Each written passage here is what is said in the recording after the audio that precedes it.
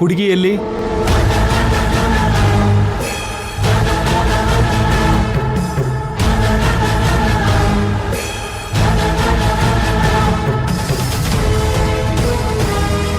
Please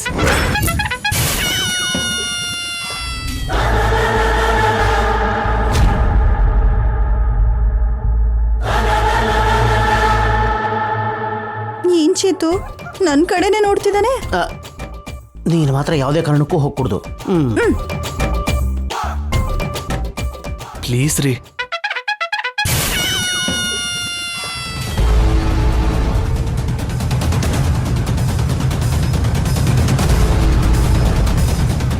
ನೀನು ಬಾಯಿ ಮುಚ್ಕೊಂಡಿರು, ಏನು ಮಾತಾಡ್ಬೇಡ.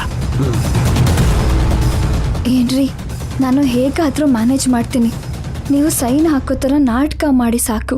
ಏನ್ ಮೇಡಮ್ ಇದು? ಅವಳು ಹೇಗೆ ಸೈನ್ ಮಾಡ್ತಾಳೆ? ಪ್ಲೀಸ್ ಸ್ವಲ್ಪ ಹೊತ್ತು ನಾಟಕ ಮಾಡಿ ಸಾಕು. ಬನ್ನಿ, ರಾಣ ವೇಟ್ ಮಾಡ್ತಿದ್ದಾರೆ.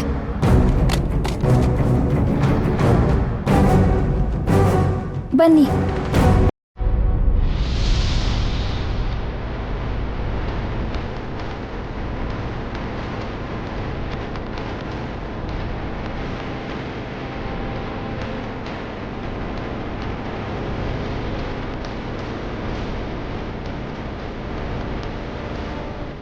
ಇದರ ಸೈನ್ ಮಾಡಿಸು.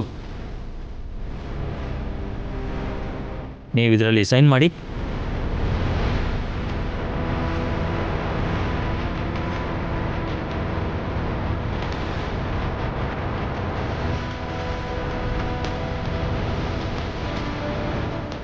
ನೀವು ಸೈನ್ ಮಾಡಿ.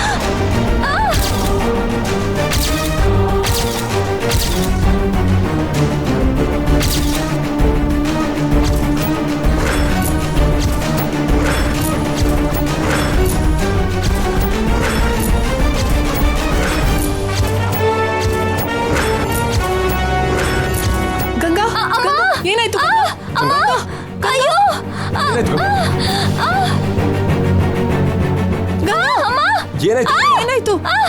ಏನ್ರಿ ನೋವು ಆಗ್ತಿದೆ ರೀ. ಅಯ್ಯೋ, ಹಾಸ್ಪಿಟ್ಲಿಗೆ ಹೋಗೋಣ ಬಾ. ನಡಿ ನಡಿ.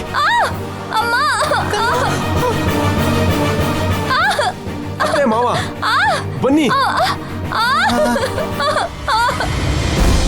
ಹಾ ಬನ್ನಿ.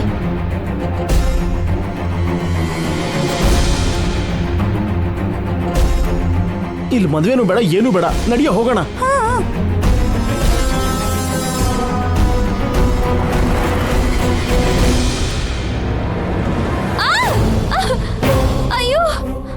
ಅಯ್ಯೋ, ಸ್ವಲ್ಪ ತಡ್ಕೊಳಮ್ಮ. ಸ್ವಲ್ಪ ಫಾಸ್ಟ್ ಆಗಿ ಹೋಗಿ ಸರ್, ಮೇಡಮ್ಗೆ ನೋವು ಜಾಸ್ತಿ ಆಗ್ತಿದೆ. ಗಂಗಾ ಅವಸ್ಥೆ ನೋಡಿದ್ರೆ ಕಾರಲ್ಲಿ ಡೆಲಿವರಿ ಆಗೋ ತರ ಇದೆ ಚಂದ್ರಿಕಾ. ಡೆಲಿವರಿನೇ ಆಗುತ್ತೋ ಮೇಲೆ ಹೋಗ್ತಾಳೋ ನಮ್ಗೆ ಯಾಕ್ರಿ?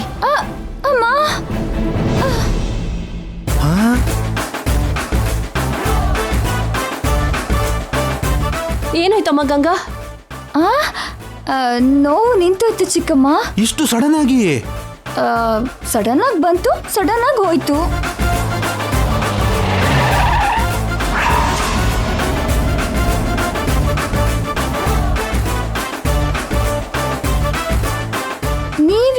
ಸಡನ್ ಆಗಿ ಕಾರ್ ನಿಲ್ಸಿದ್ರಿ?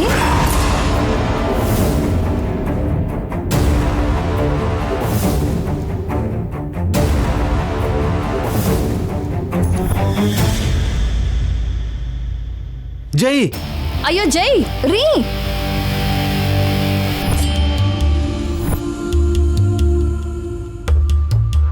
ಏನ್ ಮೇಡಮ್ ಇದೆಲ್ಲ? ನಿತ್ಯನ ಕಾಪಾಡೋದಕ್ಕೆ ನಾಣ್ಯವ್ರೆ. ಆ, ಅಂದ್ರೆ ನೀನ್ ಇಷ್ಟೊತ್ತು ನೋವು ಬಂದಾಗೆ ನಾಟಕ ಮಾಡಿದ್ಯಮ್ಮ.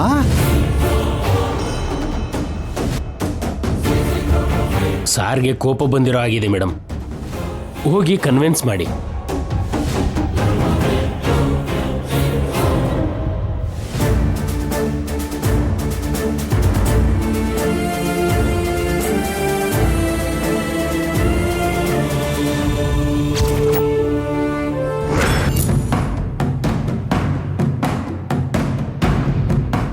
ಏನ್ರಿ ಕಾರ್ ನಿಲ್ಸಿ ಇಲ್ಲಿಗೆ ಬಂದು ನಿಂತಿದ್ದೀರಾ?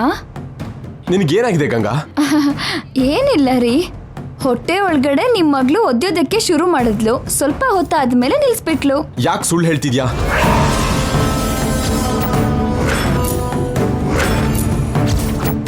ಯಾಕೆ ಮುಚ್ಚಿಡ್ತಿದ್ಯಾ?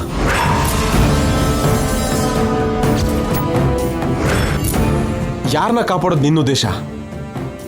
ದೇವಿಪುರದಿಂದ ಬರ್ತಿದ್ದಾಗೇನೆ ಮನೆ ಬಿಟ್ಟು ಎಲ್ಲಿಗೂ ಹೋಗಲ್ಲ ಅಂತ ಹೇಳಿದೆ. 2-3 ದಿನದಲ್ಲಿ ಡೆಲಿವರಿ ಇಟ್ಕೊಂಡು ಮತ್ತೆ ಇವತ್ತು ಡ್ರಾಮಾ ಸ್ಟಾರ್ಟ್ ಮಾಡಿದೆ. ಈ ರಿಸ್ಕ್ ಎಲ್ಲ ಯಾಕೆ? ಇಷ್ಟು ಕಷ್ಟಪಟ್ಟು ಏನ್ ಮಾಡ್ಬೇಕು ಅನ್ಕೊಂಡಿದ್ಯಾ? ಟೈಮ್ ಬಂದಾಗ ಹೇಳ್ತೀನಿ ರೀ. ಬೇಕಾಗಿಲ್ಲ ಗಂಗಾ, ಡೆಲಿವರಿ ಆದ್ಮೇಲೆ ನಾನೇ ತಿಳ್ಕೊತೀನಿ. ಎಲ್ಲಿ ನಿಲ್ಸಿದ್ನೋ ಮತ್ತೆ ಅಲ್ಲಿಂದನೇ ಶುರು ಮಾಡ್ತೀನಿ. ಯಾವುದನ್ನು ಬಿಡಲ್ಲ ಗಂಗಾ, ಎಲ್ಲನೂ ಸರಿ ಮಾಡ್ತೀನಿ. ಈ ಇಶ್ಯೂನ ಕ್ಲೋಸ್ ಮಾಡ್ತೀನಿ. ಶಾಪಕ್ಕೂ ನನಗೂ ಸೆಟಲ್ಮೆಂಟ್ ಆಗೋಗಿದೆ ರೀ. ಶಾಪ ನನ್ನ ಕ್ಲೋಸ್ ಮಾಡುತ್ತೆ. ಇನ್ ಮುಂದೆ ನೋ ಇಶ್ಯೂಸ್.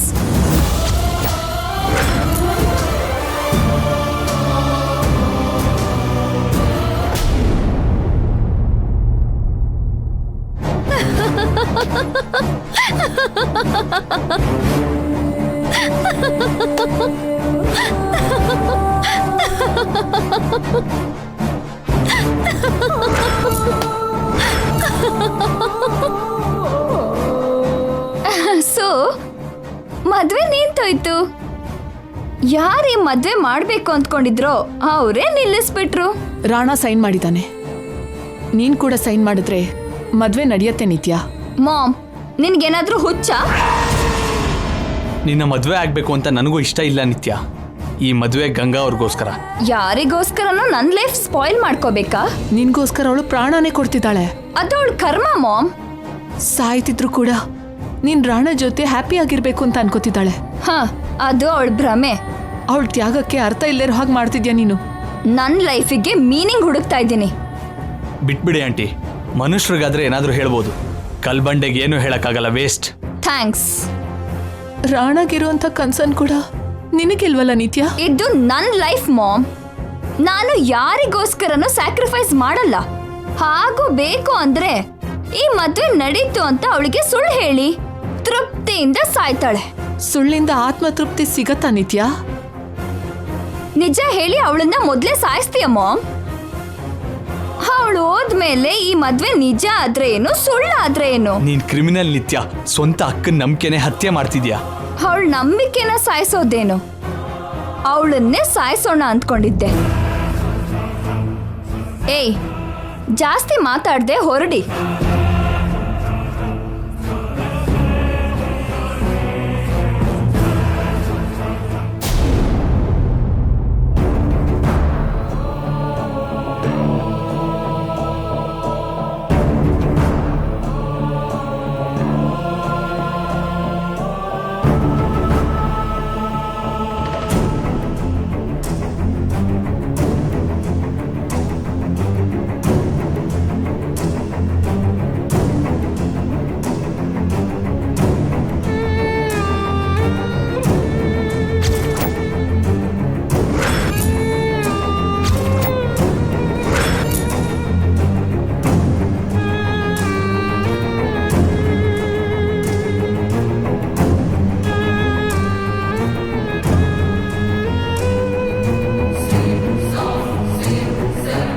ಗಂಗಾ ಮದ್ವೆ ನಡೀತೋ ಅಲ್ವೋ ಒಂದ್ಸಲ ನಿಮ್ಮ ಅಮ್ಮಂಗೆ ಫೋನ್ ಮಾಡಿ ಕೇಳಮ್ಮ.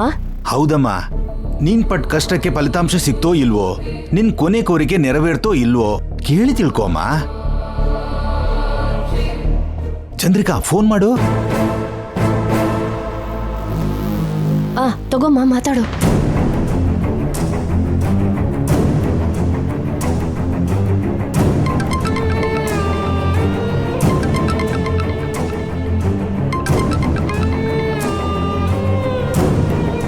ಹಲೋ.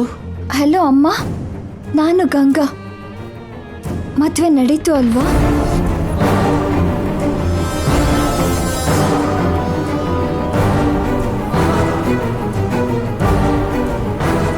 ಹೇಳಮ್ಮ, ಮದ್ವೆ ನಡೀತಾ? ಅದು ಗಂಗಾ ಮದುವೆ ಅದು ಗಂಗಾ ಮದುವೆ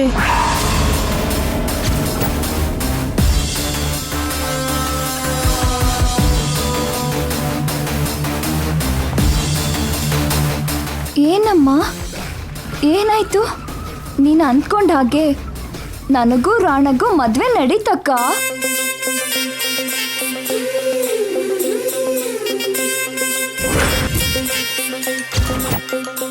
ರಾಣ ನಾನು ಸೈನ್ ಮಾಡಿದ್ವಿ. ನಿತ್ಯ ಹೌದಕ್ಕ, ನಮ್ಮ ಮದ್ವೆ ನಡೆದೋಯ್ತು. ನಿನ್ ಕೊನೆ ಆಸೆ ತೀರ್ತು.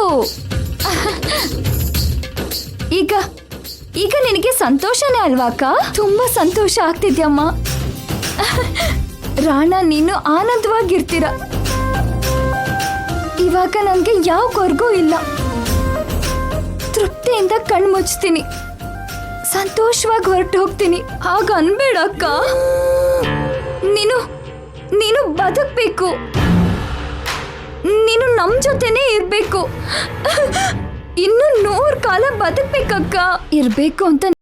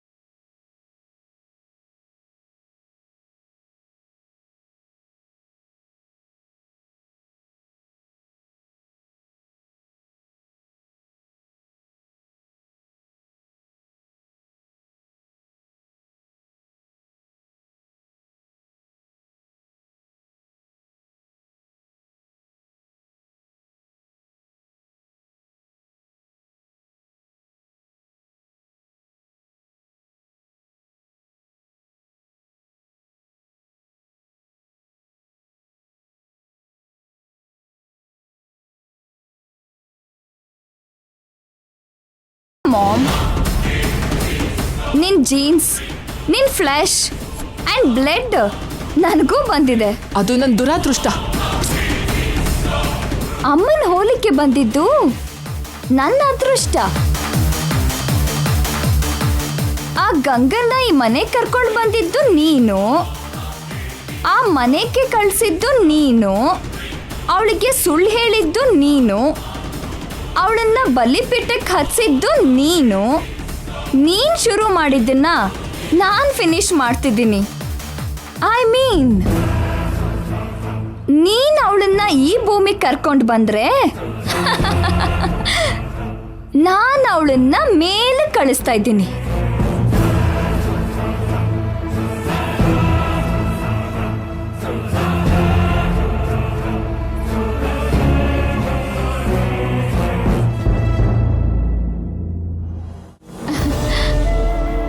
Thank you.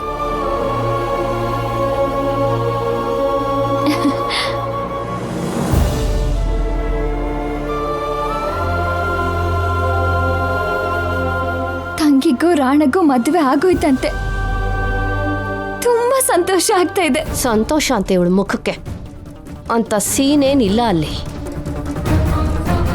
ನಿತ್ಯ ಸುಳ್ಳು ಹೇಳ್ತಿದ್ದಾಳೆ ಅಂತ ಗಂಗಾಗೆ ಗೊತ್ತಾಗ್ಲಿಲ್ಲ. ಇನ್ನು ನನಗೆ ಯಾವ ಚಿಂತೆನೂ ಇಲ್ಲ.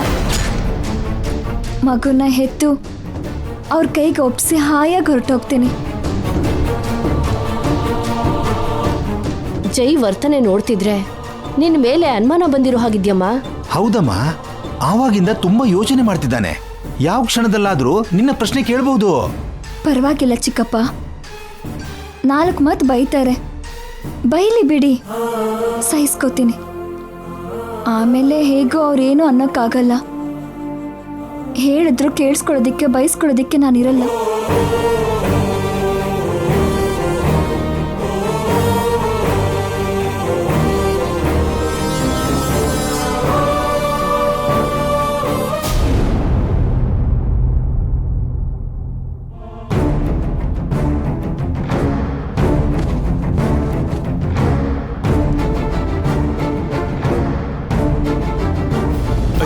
ಅಜ್ಜಿ, ಅಜ್ಜಿ ಅಜ್ಜಿ ಅಜ್ಜಿ ಅಜ್ಜಿ ಅಜ್ಜಿ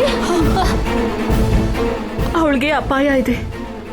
ಇನ್ ಸ್ವಲ್ಪ ದಿನ ನಾನು ಅವಳ ಜೊತೆನಲ್ಲೇ ಇರ್ತೀನಿ. ಕಣ್ಣಿನ ರೆಪ್ಪೆ ಹಾಗೆ ಕಾಪಾಡ್ಕೋತೀನಿ. ನಿನ್ ಮನೆ ದೀಪ ಆರ್ ಹೋಗೋದು ತಪ್ಪಲ್ಲ. ದೇವಿಪುರಕ್ಕೆ ಹೋಗಿ ಆ ಸ್ವಾಮೀಜಿನ ಕೇಳಿ ತಿಳ್ಕೊಳ್ಳೋವರೆಗೂ ನನಗೆ ಮನಃಶಾಂತಿ ಇರೋದಿಲ್ಲ ರೀ. ನನ್ಗೇನಾದ್ರೂ ಆದ್ರೆ ನೀವು ಏನಾಗೋಗ್ತೀರ ರೀ? ಮಕ್ಕಳನ್ನ ಹೇಗ್ ಬೆಳೆಸ್ಬೇಕು, ಅವ್ರ ಲಾಲನೆ ಪಾಲನೆ ಹೇಗ್ ನೋಡ್ಕೋಬೇಕು, ಇದೆಲ್ಲ ವಿಷಯದ ಬಗ್ಗೆ ಟ್ರೈನಿಂಗು. ಮಿಸ್ ಆಗಿ ಕೂಡ ನೀವು ಆ ದೇವಿಪುರನ ನೆನ್ಪು ಮಾಡ್ಕೋಬೇಡಿ, ಮರ್ತೋಗಿ. ಆ ಊರನ್ನ, ಆ ದೇವಸ್ಥಾನನ, ಆ ಜನನ ಎಲ್ಲಾನು ಮರ್ತೋಗಿ. ಏನಾಯ್ತು? ಏನಾಯ್ತು? ಏನ್ರಿ ನೋವು ಆಗ್ತಿದೆ ರೀ?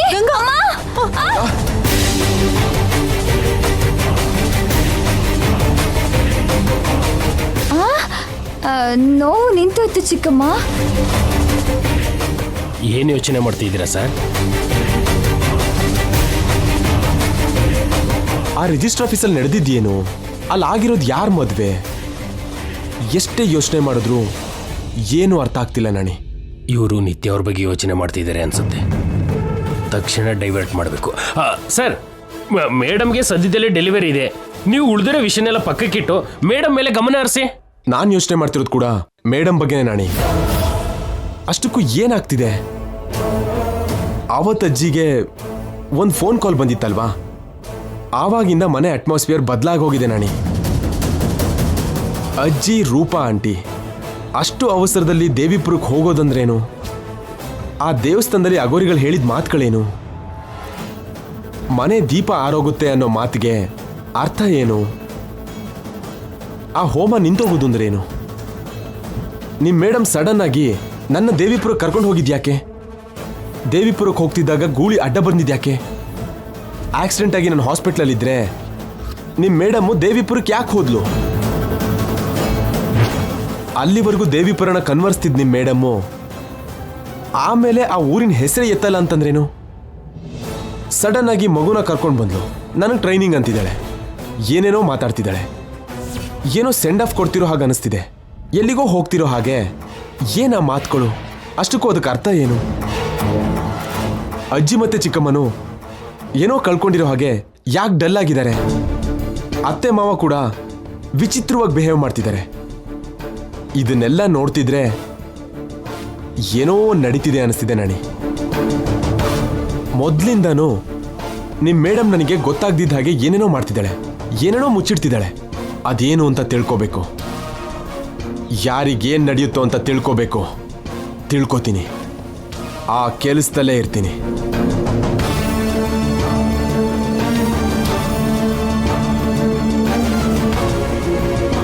ಈ ವಿಷಯನ ಮತ್ತೆ ನಿಮ್ಮ ಮೇಡಮಿಗೆ ಹೇಳ್ಬೇಡ ನಾಣಿ. ಪ್ರೆಗ್ನೆಂಟ್ ಅಲ್ವಾ, ಬೇಜಾರು ಮಾಡ್ಕೋತಾಳೆ.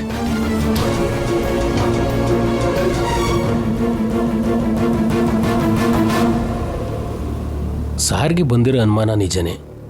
ಏನು ನಡೆಯುತ್ತೋ? ಮೇಡಮ್ ಅವ್ರ ಮಾತಲ್ಲಿ ವರ್ತನೆ ಏನೋ ಬದಲಾವಣೆ ಆಗಿದೆ. ಯಾವುದಕ್ಕೂ ಅವಸರ ಪಡ್ತಿದ್ದಾರೆ. ಗೊತ್ತಿಲ್ಲದೆ ಇರೋ ಭಯ ಏನೋ ಕಾಣ್ತಿದೆ. ಅದೇನು ಅಂತ ತಿಳ್ಕೋಬೇಕು. ಇಷ್ಟ ಅವಸರದಲ್ಲಿ ನಿತ್ಯ ಅವ್ರ ಮದುವೆ ಯಾಕೆ ಮಾಡಿದ್ರು ಕೇಳಬೇಕು.